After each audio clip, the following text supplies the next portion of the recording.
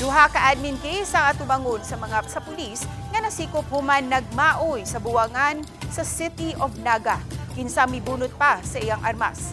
Nahuli kam ang maong insidente nga nahitabo ni atong Sabado, Agosto 30 sa hapon.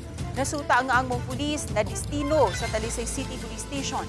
Matod ni Police Lieutenant Colonel Mayla Maramag nga nadestino ang maong pulis sa Talisay City Police ni atong Agosto 5 lang karong tuiga isip driver sa mobile patrol. Gipasabot ni Maramag nga posibleng kaso grave misconduct tungod sa pagsud ni ini sa buwangan o conduct unbecoming of a police officer tungod sa pagbunot ni ini siyang armas ang mga posibleng admin case nga atubangon sa nagpabuyag nga pulis.